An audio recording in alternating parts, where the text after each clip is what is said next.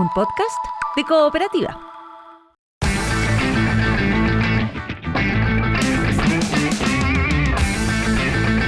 Vamos a saber de la U. Está Maximiliano Videla para contarnos de los azules tras el 2-2 de anoche en el Estadio Nacional, que dejó polémicas, dejó también incidentes y situaciones con interrogante en relación a Lucas Asadi. ¿Cómo estás, Maxi?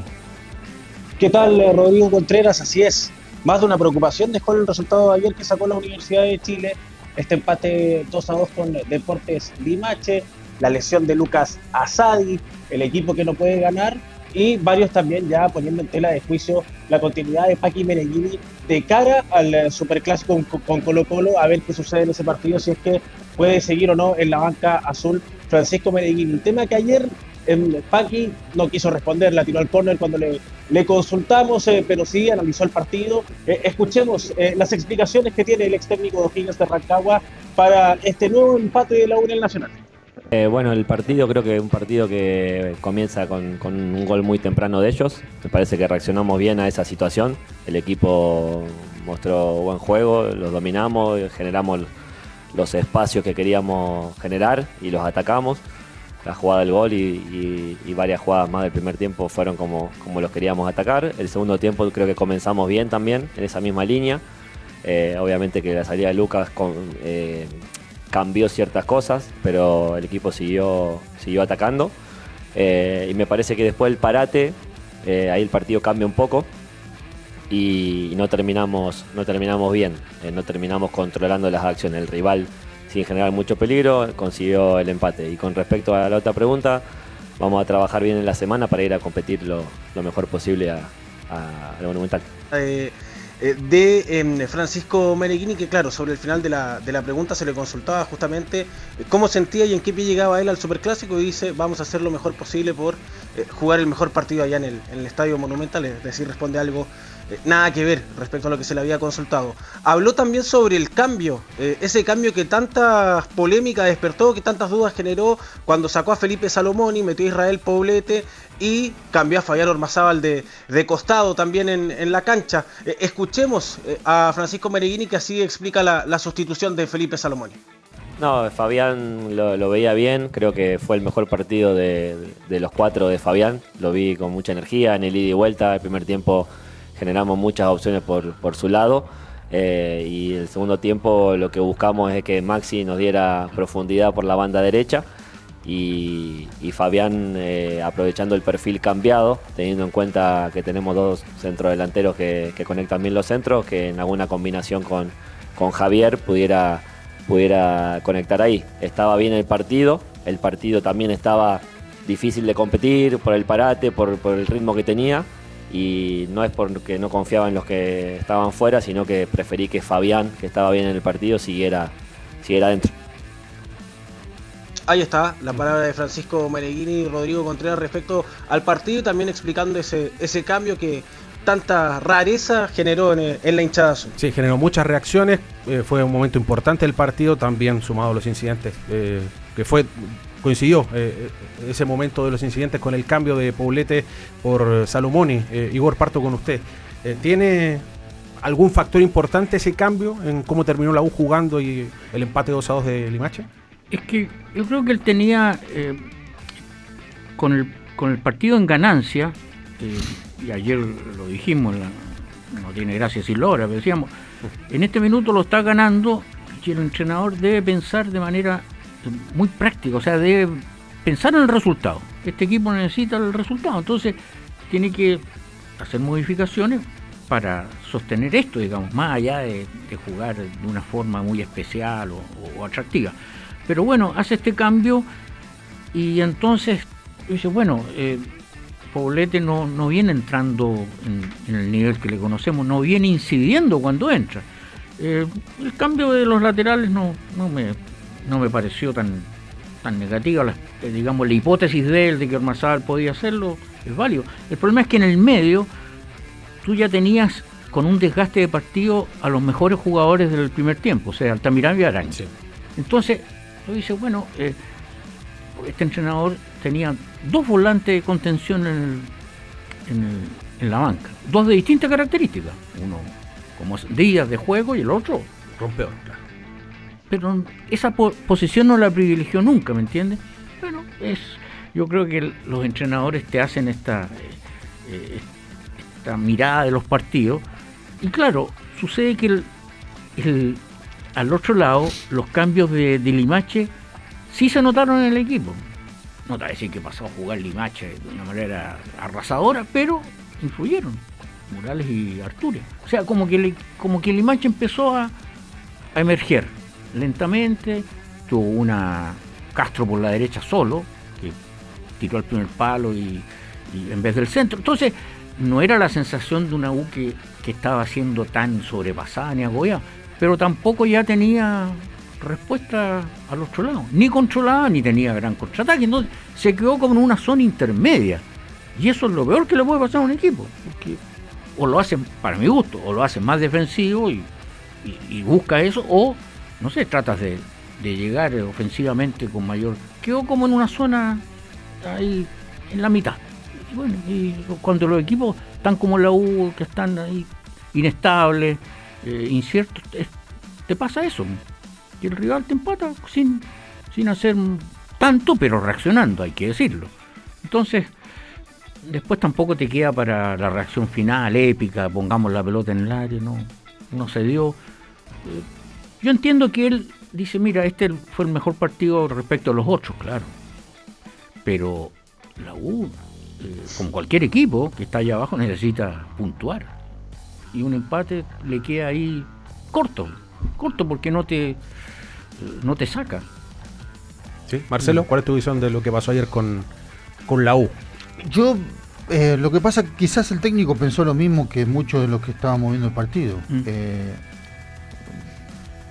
Si bien hubo una pequeña reacción de Limache con los cambios, como dice Igor, no se veía como que... Claro, la U está pasando un momento complicado, y los equipos cuando te agarran están en esa zona de complicación, todo lo que te pasa es en contra, no te pasa nada a favor. Pero no es que el técnico tenía que hacer cambios como para tratar de detener a los embates del rival, ¿me explico? Sí. Estaba en un partido que, si bien no atacaba mucho, lo tenía bastante controlado en ese sentido. Entonces, uno como técnico, claro, el técnico se debería anticipar a esas cosas porque como dice Igor, tenía que ganar. El resultado era fundamental, sobre todo para llegar el domingo al Monumental. Pero si no se veía un partido como para que te lo hubiesen empatado de la forma que te lo empataron, ¿no? Claro, pero es entonces que uno como técnico a veces se confía y dice, bueno, si no estamos sufriendo tanto, ¿para qué voy a cambiar tanto el equipo? ¿Para qué voy a tocar tanto? Pero lo tocó bastante. Sí, lo tocó bastante. Puso Armazábal. Sí, bueno, por eso mismo. Yo creo que el cambio ese me parece que no sé, porque no tenía, me parece, no tiene otro tampoco. Estaba Vargas en la banca, sí, bueno, sí. Pero, a ver, si tú pones un volante central, cualquiera de los dos, ¿por qué eso va a ser tan así, defensivo? No, volante central juegan todos. Aparte del momento que está la U, no se le hubiese visto mal. Porque un volante central te da el ordenamiento y te da también la posibilidad de que Arangui se descargue un poquito. Y había hecho partido Arangui, ya lo había hecho. Entonces, bueno, yo creo que le faltó ser más, correr el riesgo y bueno, pensar solo en el resultado. Porque así es el asunto. Cuando tú no estás ganando, no has ganado y te toca un partido en el que sí estás, que el rival no te asuste tanto, no importa, porque el riesgo está siempre. Pero sí, bueno, sobre todo con el resultado tan corto. Claro. El tema es que si hubiese puesto el volante central, que da lo mismo eso, aunque te empaten o te ganen, los cambios también o mal hechos da lo mismo el resultado. Porque uno puede decir, bueno, hubiese ganado el partido y quizá tampoco lo hubiésemos encontrado. No, es que es una definición de estrategia general, digamos. No, claro, por eso. Por eso le digo yo, si hubiese puesto un volante central y se lo terminan empatando igual, quizá hoy estaríamos diciendo... Pero él razona que si entraba Poblete le iba a dar el cambio de energía y igual se iba a tomar otro aire en la zona. Pero no pasó. No ha entrado tanto Poblete, lo que le conocemos. Entonces, y después ya no te queda mal. Cuando te empatan, después, ¿qué te queda? No, nada, no quedaba nada. No tuve que reaccionar con Nacho Vázquez. No, está bien, pero ¿cuánto exigiste al arquero después de eso? No, nada. Entonces, Claro, y el resultado te pega más. Bueno, tampoco la U es un equipo que exija tanto a los arqueros rivales. No, en esta versión eso, no. Claro. Contando Por los eso 4 te- partidos, la U ha llegado poco. No, Por en eso este te digo, poco y nada. no es de decir, bueno, Bueno. si nos empatan igual nosotros vamos porque nos Claro. generamos 3 o 4 situaciones de peligro. No, Bueno, y le ahí cuesta está. hacer goles también. Les cuesta atacar, creo yo. Y ahí está.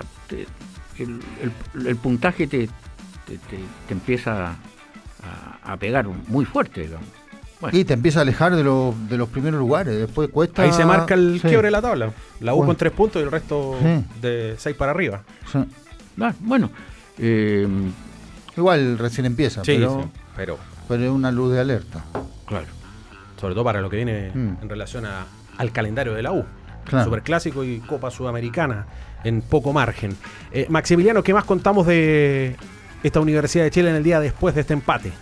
Respecto a aquellos justamente los próximos desafíos, Rodri, viene Colo-Colo, viene Palestino, la Copa Sudamericana. Ojo con el estado de Lucas Asadi, sabemos, ayer con problemas en su tobillo izquierdo, tuvo que salir de la cancha antes del entretiempo. Se va a realizar estudios por cómo reaccionó ayer posterior al partido en Camarines cuando el cuerpo médico lo revisó. Se cree que tiene un esguince, hay que ver el grado de ese esguince en el tobillo izquierdo y van a ver si es que puede llegar o no al Superclásico, pero desde ya se ve muy difícil que pueda estar Lucas Asadi.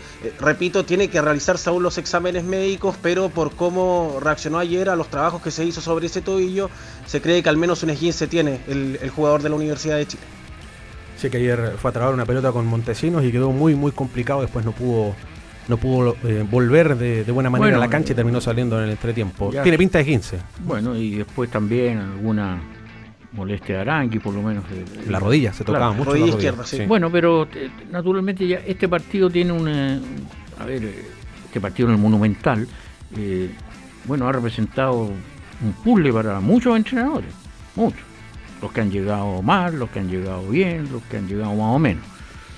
Bueno, solo Álvarez puede decir, mira, salimos victoriosos acá. Entonces, el partido lo va a llamar quizás a otra formación, en fin, ya se verá, pero evidentemente, bueno, lo toma en un momento complicado. Y después tú dices Palestino, bueno, Palestino en la tabla tampoco está bien. No, también transita por dudas, pero bueno, los dos tienen un partido antes. Según ese partido, les dará o no un impulso emocional al menos. Ya se verá. Que juega con O'Higgins Palestino, ¿no? Exactamente. Ya. Nos queda una más de Paqui Maxi. Sí, justamente, y habla sobre aquello, sobre los plazos que él se pone, teniendo en cuenta que vienen desafíos bastante importantes para el conjunto azul, el Superclásico y la Copa Sudamericana, como ya hemos dicho. ¿En qué pie cree que llega él? Y si es que le va mal, ¿ha pensado en tener un gesto y dar un paso al costado? Esto dijo Paqui Meneghini.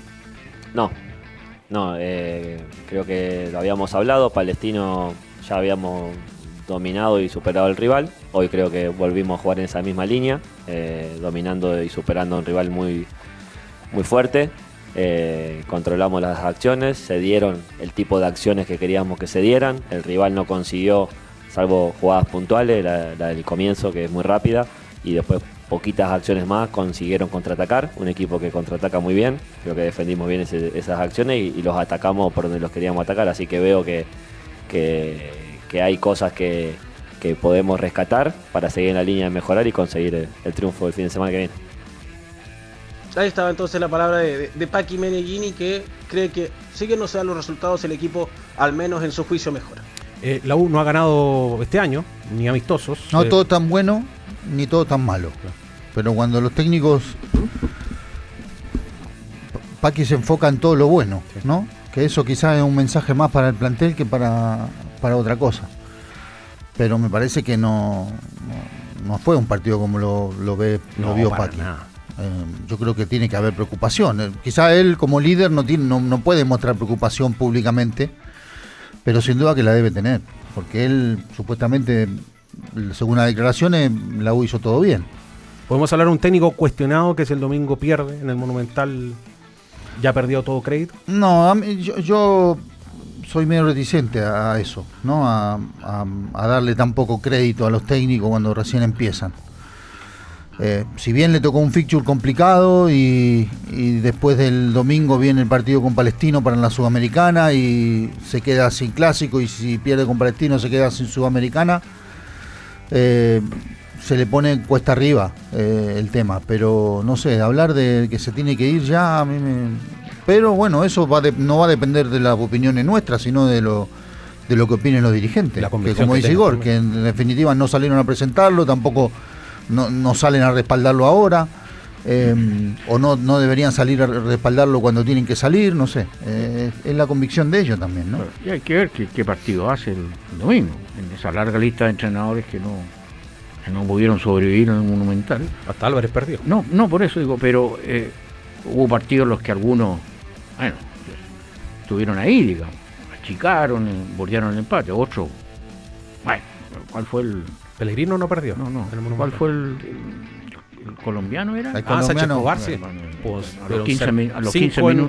A los 15 minutos perdió 3-0. Sí. O sea, por eso te digo, los partidos también tienen historia y estructura, entonces veremos cómo lo hace, si en definitiva el fútbol, en todo, digamos, al margen del ambiente, la cuestión mediática y el fervor, bueno, sigue siendo un juego, en ese día tiene que haber algo, veremos qué hay, digamos. Sí. Vamos a hablar también de los incidentes de ayer. Quiero tocar un punto importante porque más allá de lo que ocurrió durante el partido de la previa, hubo hechos muy delicados en los ingresos, sobre todo en la Avenida Grecia. Ayer me llegaban muchos videos que la gente no podía entrar al estadio. Entraron recién en el minuto 30, había un caos tremendo en el sector de Avenida Grecia. Acá @Go y la Vaca dice... Sí. No puede ser que haya que hacer o que exista una fila de 40-45 minutos para entrar a la Galería Norte. Pura mala logística. ¿A quién se le reclama? Claro. Azul, a Carabineros. Es el tema. Yo creo que por ahí está una cuestión de fondo, porque, bueno, están los que les gustan los petardos y la cuestión, y vamos interrumpiendo.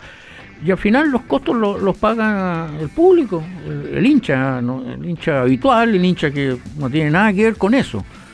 Entonces es lógico que el club como primera instancia y después las autoridades tienen que hacer más expedito eso. Yo entiendo que debe haber controles, que la cosa es complicada, que siempre es más complejo de lo que uno piensa desde afuera, pero a esa gente hay que respetarla por sobre todo, porque es el hincha que sigue yendo al estadio. Y no paga poco por una entrada. Que tiene la ONU, pero que digamos es tratado como si fuera parte del problema, como si fuera culpable de todas las tonteras que se ven. Entonces está complejo. Ser seguidor de la U hoy es difícil y no...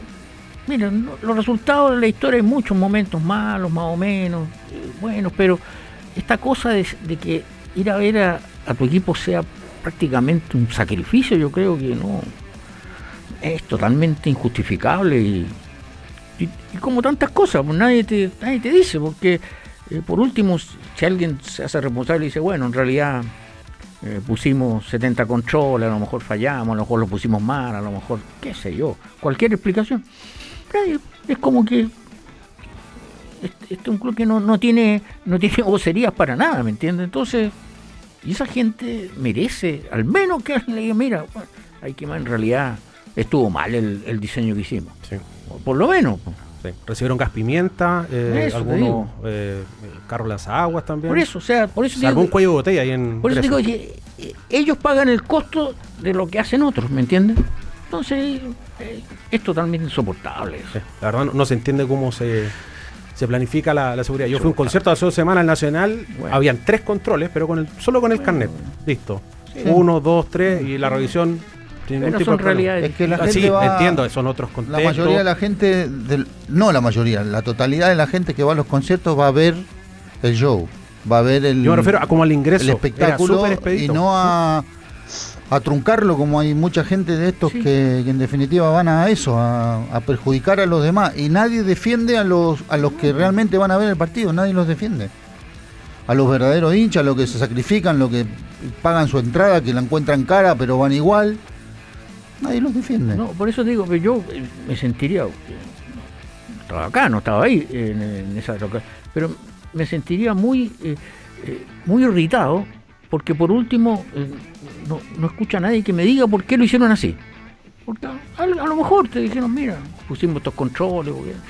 No, es como que tú fuiste al estadio y ahí lío más. Y acepta nomás lo que pase. No. el hincha de la U es el mayoritario, es absolutamente respetable y no merece eso. Acá el señor Coseco dice: los conciertos no hacen cuellos de botella ni laberintos con rejas, los tratan como animales en mataderos en los estadios de fútbol. Y es verdad, la cantidad de rejas que hay es impresionante. La verdad, los clubes están muy al debe, sobre todo en el Estadio Nacional, en cómo respetar al hincha que no paga poco por una entrada. Hoy sobre todo, que no paga poco por una galería. Bueno, y para completar el escenario, bueno, los petardos interrumpieron el partido y entonces es como que están llamando y se le viene sanción a otros castigos. Entonces, no, sí, es complejo el tema en la U. Maximiliano Videla, a propósito de los fuegos artificiales, hubo informe del juez del partido. Justamente lo que marcaba Igor, lo marca también el informe de Fernando Béjar, que dice: al minuto 70 desde la Galería Norte, puerta 1 y codo nororiente, puerta 24 Andes del estadio, lugar donde se ubicaba la hinchada local, lanzan fuegos de artificio y bengalas durante 4 minutos aproximadamente, obligando a detener el partido y reanudándose una vez finalizado el lanzamiento de estos. Es lo que dice el informe de Fernando Béjar, que podría acrecentar los castigos para la Universidad de Chile. Recordemos que la U ya estaba castigada por los serios incidentes ocurridos en el duelo de la primera fecha con Audax Italiano, y frente a Limache estuvo cerrada íntegramente la Galería Sur, y ante Universidad de Concepción y Deportes La Serena solo van a poder ingresar a ese sector niños y personas de la tercera edad. Podrían seguir los castigos en el Nacional entonces a raíz de este informe de Béjar, Rodri. Acá otro hincha de la U en el panel, en el chat de YouTube dice: en mi caso soy abonado, llegué una hora antes y entré cuando el equipo ya estaba en la cancha. Tuve que hacer la fila igual que el lumpen de la barra, que ya estaba adentro haciendo desórdenes y pidiendo plata, dice acá uno de los panelistas. También los abonados sufrieron algunos inconvenientes ayer. Les cambiaron los asientos, sobre todo los que estaban en galería, y por supuesto tuvieron que cambiar de lugar. Que hubo reacomodo de posición. Exactamente, y quedaron muy lejos de la cancha en relación a la otra galería. Bien, Maximiliano, ¿algo más? Con la U estamos. Jornada libre para los azules, mañana vuelven a los entrenamientos pensando en el Superclásico y el partido con Palestino, y seguramente habrá más claridad sobre el diagnóstico de Lucas Asadi y también de esa rodilla izquierda de Charles Araña. Ya pues, Maxi, por la noche, allí te escuchamos en San Carlos de Apoquindo con el Chile Open. Un abrazo. Abrazo, que estén bien. Estás escuchando el podcast de Cooperativa Deportes, una presentación de cooperativapodcast.cl. Llega Rodrigo Gómez para contarnos de Colo-Colo, que es uno de los líderes del campeonato nacional. 3 victorias al hilo. Ganaron el sábado un partido bien complejo, pero lo sacaron adelante con gol de Aquino. ¿Cómo estás, Rodri? Bien, Rodrigo Contreras, ¿cómo están? El saludo para todos. Colo-Colo a paso lento, pero tranco seguro para posicionarse segundo en la tabla de ubicaciones. Ahí está detrás por diferencia de gol, nada más en ese primer lugar, pero con al menos un rendimiento sostenido en resultados. Habían críticas respecto al nivel de juego que podía tener Colo-Colo en este inicio de campeonato, pero lo concreto es que los resultados van alivianando ese juicio más agudo y hace que los hinchas lleguen al menos con la motivación para este clásico frente a la Universidad de Chile. Vamos a escuchar a Fernando Ortiz, el entrenador de Colo-Colo, hizo referencia a este partido frente a O'Higgins, al triunfo que consigue como visitante y también a lo que viene, al clásico con la U. Era una buena prueba para nosotros, pero no para demostrar, sino para saber que nosotros estamos preparados, trabajando, creyendo. Hay muchísimas palabras por decir, pero no significa nada. Ni somos los mejores cuando ganamos, ni somos los peores cuando perdemos. Son 3 victorias que han logrado los chicos. Sabemos que viene un rival de toda la vida y que todo el mundo lo quiere ganar. Prepararemos ese partido para hacer un buen partido en casa con nuestra gente. Ahí está, la mesura de Fernando Ortiz en esta tercera victoria en línea que llega gracias al gol de Claudio Aquino. Recordemos que se le suelta el balón a el portero de O'Higgins, Carabalí, y aprovecha ese rebote después de una buena subida de Sosa, Claudio Aquino, para marcar esta diferencia. Rendimiento también sostenido de manera positiva para Arturo Vidal, que también hizo un análisis de lo que viene, el partido con la U. Yo creo que todos sabemos lo lindo que es jugar un clásico en casa contra la U. Va a ser muy lindo, pero como te digo, tenemos días para trabajar, ahora descansar y mañana ya empezar a pensar en el partido contra la U. Pero como te digo, este triunfo nos da mucha confianza para lo que viene. Como lo dije desde el primer triunfo allá en el Monumental, cada partido que pasa seguiremos mejorando y seguiremos trabajando más fuerte que nunca. Ahí está la evaluación de Vidal con un equipo que sostiene nombres, salvo la modificación de Correa, que ya vamos a hablar de él, pero que con el ingreso de Hernández le alcanza para sacar este triunfo agónico con O'Higgins y seguir ahí en la parte alta de la tabla. Un equipo efectivo, Marcelo, que anota el gol en los momentos precisos con O'Higgins. Por momentos no lo pasó bien, siendo dominado, pero después que anota el gol, siento que toma el control del partido. Sí, yo creo que lo terminó ganando bien. Le costó los primeros 15, 20 minutos donde O'Higgins siguió con el mismo ritmo que venía de la Copa, con el partido que le hizo a Bahía, que jugó con mucha intensidad, con mucho ritmo. Pero después Colo-Colo como que O'Higgins sacó el pie del acelerador. Yo creo que también pudo haber sido un poco de cansancio. Los mismos jugadores dijeron que hacía mucho calor. Nos decían que hacían como 32, 33 grados en la cancha. Igual se siente, sin duda. Y bueno, y bajó O'Higgins y Colo-Colo le empezó a recuperar mejor la pelota, la empezó a tener de mejor manera, empezó a ser más preciso. Y bueno, el primer tiempo fue parejo y después el segundo tiempo me parece que los primeros 30 minutos de Colo-Colo fueron dentro de todo bastante buenos. Donde creo que ahí donde me parece que consolida la victoria. Después lo pudo haber empatado O'Higgins, sin duda, lo último, las dos pelotas que tapa De Paul, pero me parece que hizo un partido donde no perdió tanto la pelota, donde fue preciso, donde terminaba la jugada y eso hacía que en definitiva defensivamente se puedan ordenar después cuando tenía que volver. Defensivamente se le vio bien, no le llegó mucho O'Higgins, salvo esas dos últimas, no tuvo muchas llegadas al arco. Siendo para mí uno de los puntos altos Sosa, ¿no?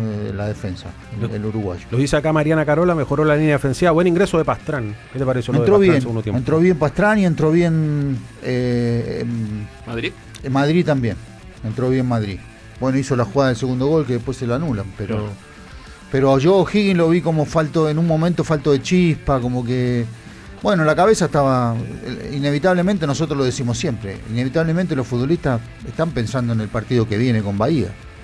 Se están jugando mucho ahí ellos. Y acá, si bien se juegan mucho y juegan contra Colo-Colo, que la gente de Rancagua siempre les quiere ganar, el campeonato recién empieza. Entonces, inevitablemente tienen la cabeza en el partido con los brasileros. Llegaron hace un ratito a Bahía. Sí. Están ahí full. En la suma de estos 4 partidos, ¿cuál te parece el jugador que de mejor rendimiento? No diré espectacular, pero el de mejor rendimiento. Yo creo que el más parejito ha sido Méndez.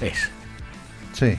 ¿Usted también? Sí, estaba en ese balance. Sí, el más parejito me parece que ha sido Méndez. Porque yo creo que no tiene partido así extraordinario, pero no juega menos de 6 puntos, menos de 5 puntos.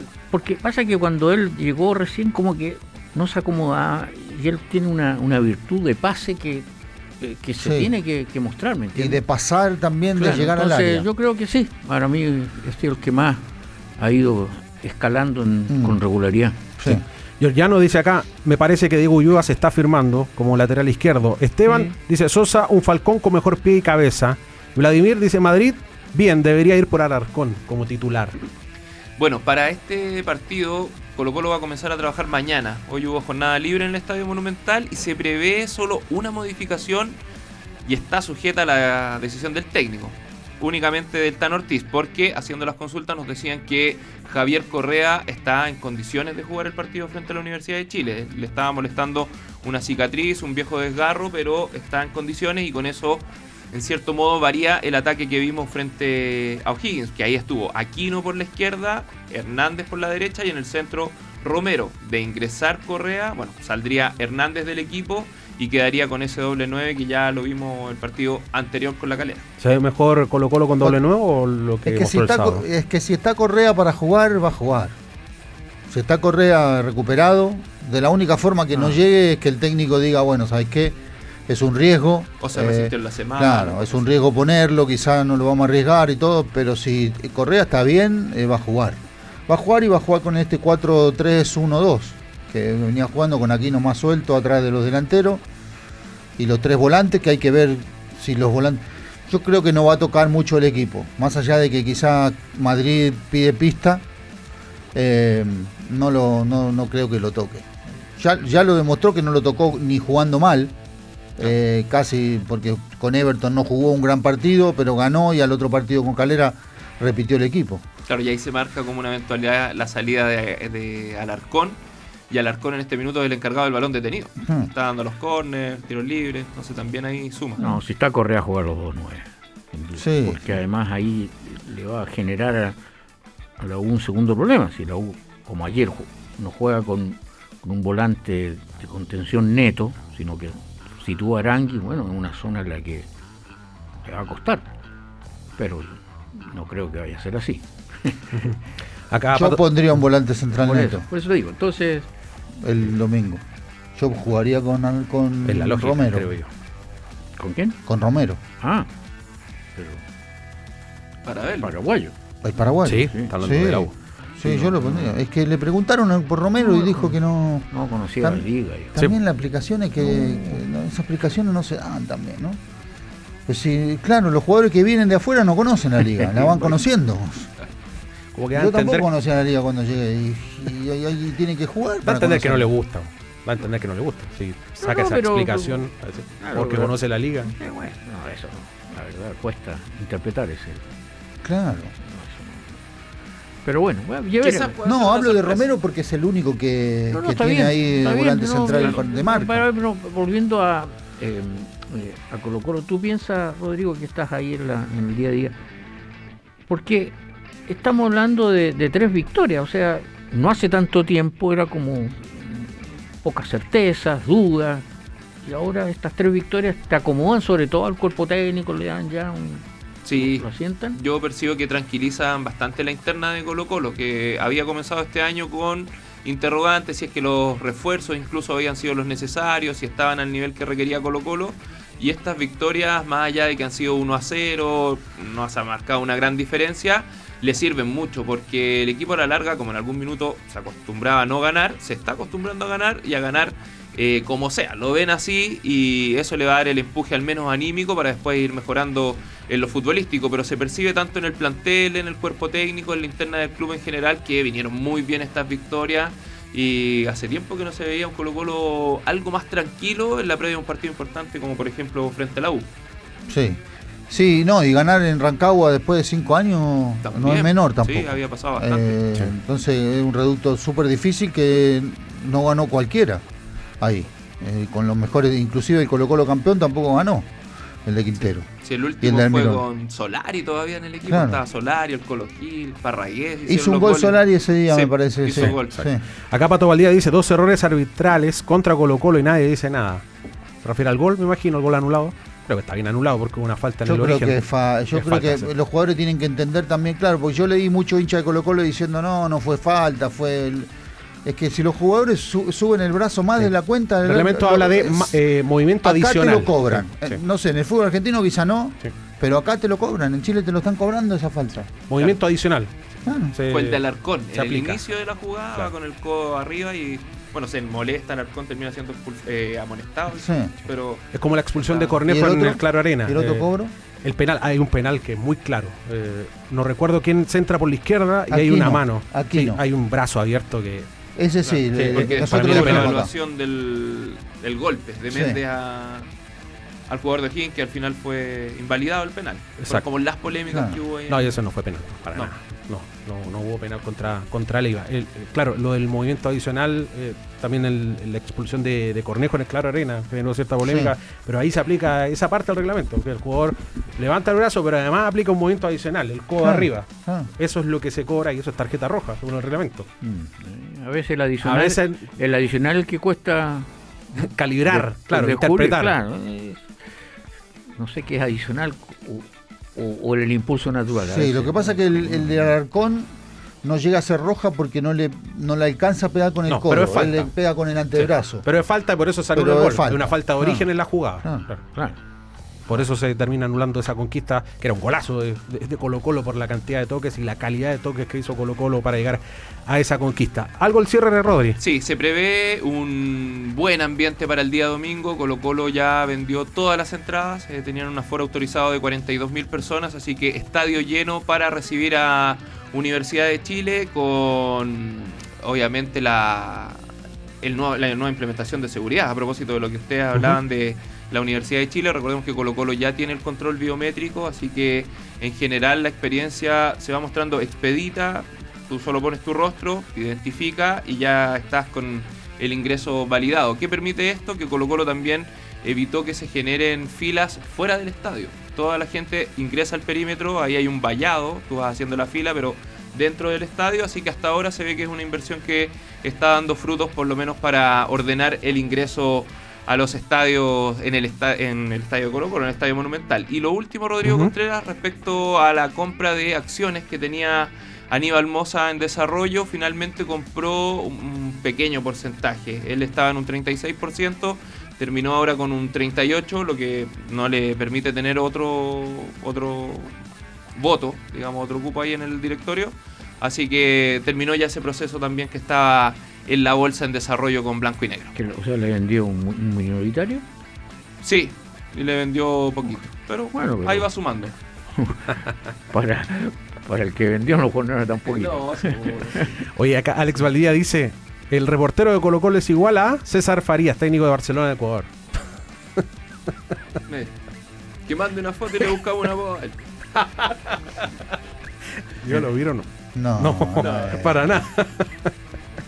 No es pillo como él. Tiene un aire, pero no. No, sí. Claro. Con la ventana abierta. Claro. Rodrigo Gómez. Estamos en contacto. Ya pues, nos reencontramos. Sabemos toda la Rodrigo. semana ahí de Colo-Colo en su regreso de las vacaciones, Rodrigo Gómez. El fin de semana, pero acá a la edición de las 14 horas en Cooperativa. Estás escuchando el podcast de Cooperativa Deportes, una presentación de cooperativapodcast.cl. Vamos a hablar de la Católica a continuación con el Seba Aguilar, porque el equipo cruzado se sacó esa mochila grande de poder vencer a Coquimbo Unido. Había sido una suerte de bestia negra en los últimos años Seba Aguilar, y se hace inexpugnable el Claro Arena en una tremenda campaña de la Católica desde que debutó en su nuevo estadio. ¿Cómo estás? ¿Cevita? Ya estaremos con el Seba Aguilar. Inexpugnable Aguilar. Sí. Se perdió en la fortaleza cruzada. Recordemos que la Católica derrotó a Coquimbo Unido el sábado por 3-1 en un partido que en el primer tiempo fue bien parejo, Igor. Sí, es que un equipo como Coquimbo, es difícil que le saques tanta diferencia o que lo domines totalmente. Entonces, en muchos momentos el partido estuvo en espacios muy reducidos y Coquimbo tuvo llegadas claras, una que casi convierte Prato y la otra más clara, la de Badará. Pero ¿cuál es el tema en Universidad Católica? Que los de arriba son efectivos. Entonces, en el primer tiempo no le quedó prácticamente ninguna a San Pedro, pero Gianni cabeció en la que tuvo, ahí al filo, y ese gol yo creo que, impidió en buena medida que Coquimbo se fuera ganando el primer tiempo, porque ya era otro tema. Y después, nada más empezar el segundo, viene el centro que desvía levemente San Pedro para el segundo gol, y ahí ya Coquimbo se empezó a enredar. Viene la expulsión de Cornejo y perdió los papeles Coquimbo, o sea, dejó de ser el equipo sólido que nos ha mostrado, y cuando eso pasa ya aparecen otras cosas. Hizo cambios también Coquimbo, apareció Holgado, que de otra cuerda, en fin, terminó ganándolo con holgura, digamos, porque después viene el penal, después hay otro gol que no se valida por offside. O sea, ya Coquimbo se abrió. Si Coquimbo se abre, no. Pero entonces, ¿cuántos goles hecho San Pedro? 6, ¿no? Y ya ni 3. Bueno, el gol te escribe la historia, sí, de eso se trata, digamos. A veces el gol no llega después de grandes argumentaciones o secuencias de juego. Y dije, mira, llegó el gol porque efectivamente este equipo ya estaba dominando, era mejor. No, a veces te resuelve. Y eso es lo que pasó, digamos, en un primer tiempo bien parejo. Sí. Acá me dice Pablo de Rancagua, Pero tiene una derrota, la Católica, no es tan inexpugnable. No, con O'Higgins. Claro. Es que usted le dijo, soy inexpugnable. Pero fueron Pero 8 en su gran de 9. mayoría, sí, claro. 8 victorias de 9 partidos, Seba Aguilar, La en el tendencia, Claro Arena. sí. ¿Cómo estás? ¿Qué tal, muchachos? Sí, ya llevan 8 triunfos, claro, en 9 partidos desde que volvió la Católica a jugar en su estadio. Y claro, si bien no están invictos, solo han caído una vez en su casa, en un partido con los O'Higgins de Rancagua la temporada pasada. Pero lo cierto es que ha sabido, por lo menos en este torneo, además salir de situaciones difíciles. En los 2 partidos que le ha tocado enfrentar de local, ha partido perdiendo la Universidad Católica. Le pasó en la fecha 2 ante Deportes Concepción y también este fin de semana recién pasado ante Coquimbo Unido, después de ese gol de Alejandro Camargo. Encontró el empate la Católica quizá en el peor momento futbolístico de los cruzados durante el primer tiempo. Incluso tuvo para el 2-1 Guido Badalá a boca de arco y finalmente termina amarrando esa oportunidad. De todas maneras, mejoró la Católica ya en el segundo tiempo. Se vio quizá una mejor cara del cuadro cruzado, favorecido además también por la expulsión de Juan Cornejo. Y también generó más satisfacción en Daniel Garnero, a quien escuchamos a continuación hacer su análisis. Y si ya empieza a vislumbrar el equipo que quiere que tenga continuidad durante este 2026, esto dijo el técnico argentino de la Católica. Déjame disfrutar de un triunfo. Hoy voy a disfrutar de jugamos contra un rival muy difícil. Ya lo dije en la conferencia anterior. Yo hace 8 meses que estoy acá y lo había visto perder una sola vez. En más de 20 partidos. La verdad que enfrentamos ante un rival muy difícil. Obviamente que todos los partidos, el torneo chileno está muy parejo, muy parejo. El pequeño error o el acierto marcan diferencias, así que vamos a enfrentar a un rival que ganó su último partido, que seguramente se quiere hacer fuerte de local como queremos hacer todos, pero nosotros tendremos que buscar las herramientas como para traernos los 3 puntos para Santiago. Claro, anticipando también lo que será el siguiente desafío para la Universidad Católica, que jugará el próximo domingo a las 20:30 horas, el 1 de marzo, en Chillán ante Ñublense, uno de los únicos 2 equipos que quedan invictos en el torneo y que asoma para Garnero como un desafío importante, según sus propias palabras. Ya pues, acá dice Eli Ruiz, ¿pueden hablar del partidazo de Jimmy Martínez? Lo que hace tener un volante que conecte atrás y arriba. La semana pasada hablábamos harto del mal partido de Martínez en el norte. ¿Por qué no juega Valencia? Bueno, el sábado jugó muy bien. Sí, hay que reconocerlo. Sí, sí. Sí, bueno, pero fue un partido parejo, donde, claro, la contundencia y después con la expulsión de Cornejo se le abre el partido a Católica y lo logra aprovechar bien. Pero en el momento de Coquimbo, claro, Católica le termina haciendo el gol de Gianni de cabeza, con una mala marcación de la defensa de Coquimbo y bueno, a partir de ahí, claro, se hace fuerte el local, más allá que haya perdido con O'Higgins, la gente lo empuja, lo tira para adelante, ya saben cómo jugar esos partidos, conocen la cancha, y eso me parece que es un hándicap importante para el equipo de Garner. Yo creo que esa es la senda. Ahora, cuando llegue la hora de la Copa Libertadores, evidentemente también puede ser un factor interesante en esa localidad, en otro contexto y con otros rivales, pero no deja de ser un aporte, digamos, para una campaña internacional si es que se aprovecha. No digo quizá en esta medida tan exitosa, pero los rivales también van a sentir eso, no se acomodan tan fácil, pareciera ser al césped, en fin, hay una serie de condicionantes, aparte de lo ambiental. ¿Qué más se va a Aguilar con la Católica?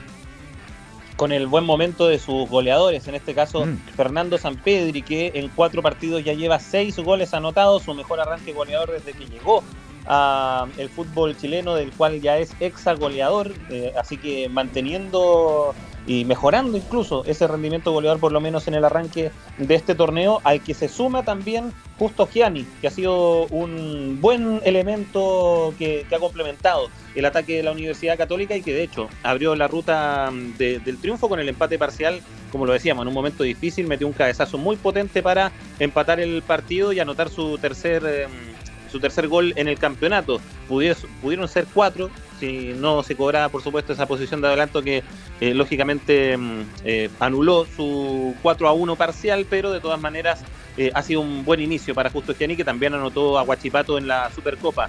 El mejor momento de su carrera para Justo Gianni, esto dice el jugador argentino. Sí, la verdad que sí, me agarra en un buen momento personal. Vengo de un año muy bueno a nivel personal en Aldo Civi, y seguir con esa confianza, la realidad que es importante, y a base de goles es más fácil también, ¿no? Pero bueno, creo que más que también los goles, que como te digo son importantes y todo, me vengo sintiendo bien en la cancha, y eso también me pone contento. Un jugador con mucha confianza, Justo Gianni, que como decíamos ha anotado 3 goles. Entre San Pedro y Gianni son los únicos que han anotado para la Católica en el torneo, entre los dos llevan 9. Sí, se han complementado muy bien en ataque, Gianni con San Pedri. Gianni en una posición que tal vez no desempeñaba mucho en Argentina. Argentina era más 9 o detrás del 9, sí. Ahora se tira más por los costados. Sí. Ha sido un buen refuerzo, un buen aporte.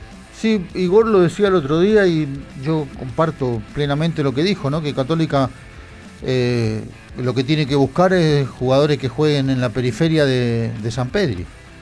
Y me parece que encontró un jugador ideal para el juego de San Pedri, porque Católica no tiene que buscar a alguien que le saque espacio a San Pedri o interfiera los movimientos de San Pedri, sino que lo complementen. Y me parece que encontraron un jugador que hasta el momento le ha rendido y encima hace goles y se complementó muy bien, se adaptó muy rápido al equipo. Y siempre empezar bien, a la larga uno va agarrando confianza, se va explayando, puede hacer otras cosas. Cuando uno arranca mal, muchas veces es difícil darle vuelta la mano, sobre todo si la gente no te quiere al principio y nada, pero con Gianni cayó bien parado en Católica. Respecto al partido con Deportes Concepción, claro, el que bajó fue Palavecino. Lo que pasa es que a él contra Coquimbo le cuesta porque primero lo conoce, él también se anduvo en el roce, es como que jugó harto con sus ex compañeros. Jugó con alta temperatura y discutió, ahí alegó un manotazo, en fin, cosas propias de cualquier partido, pero que en el caso de ellos creo lo sacaron un poquito del rol que mejor le acomoda. Pero bueno, sus ex compañeros también lo conocen y lo apretaron, en fin, es lógico, sí. Claro. Pero llamó la atención porque discutió bastante, incluso en algún momento, ¿te acuerdas que en la circunstancia del penal pedía amarilla? En fin, se metió en el revuelo. Acá Alejandro Calderón dice en el chat: hablen y analicen a Palavecino. Lo veo jugando temeroso o presionado, no se muestra, camina en el campo. Bueno, no fue el caso contra Deportes Concepción. Acá no hizo un buen partido el sábado.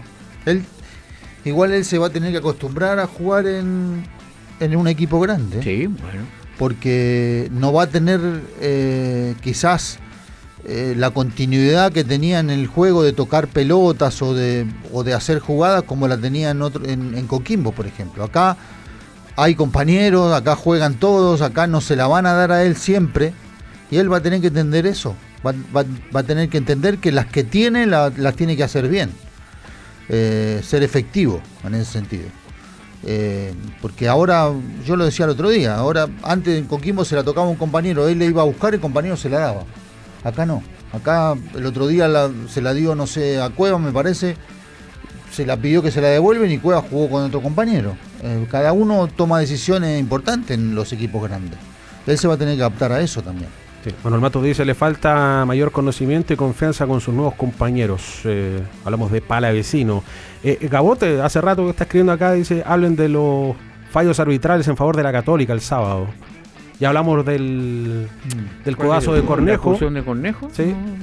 Parece que está ajustada. Acá en el informe dice ser culpable de juego brusco grave, disputar un balón aéreo, golpea con su codo, poniendo en peligro su integridad física, uso de fuerza excesiva. Por eso la expulsión de Juan Cornejo en el informe. Lo que decíamos de los jugadores cuando levantan el brazo más de la movimiento adicional. Sí. Por reglamento está bien expulsado Juan Cornejo. El hecho es que todos los árbitros interpreten de la misma manera esos golpes. Eso es lo fundamental. El primer gol estaba habilitado Gianni. Mucho hablan, leí mucho en redes sociales el fin de semana, decían que estaba adelantado Gianni por el brazo o por el hombro. El brazo no cuenta para las posiciones de adelanto. El hombro tampoco, creo que el hombro estaba detrás de la línea del último zaguero de Coquimbo. El penal para mí es va derechamente a derribar Fernández a Sampedri en el penal, y el gol de Sampedri yo creo que está en línea. Se ve la pierna del último zaguero de Coquimbo muy adelante y eso habilita a Sampedri. Bueno, ahí está, pues, son las finas del VAR. Ciertamente, claro, el propio Gianni miró como que no desconfió de su posición. Claro, no quería festejar tanto, digamos, pero bueno, está difícil esas jugadas ahí al límite. En todos los partidos están llevando no a los asistentes, porque los asistentes en el fondo, bueno, cobran o no, claro. El tema es del VAR acá. Claro, el de la Serena incluso, él cobró offside. Claro, había cobrado offside, levantó la bandera. Ojo de lince. Sí, esa es bien dudosa, la verdad. A mí me quedan muchas dudas en esa posición.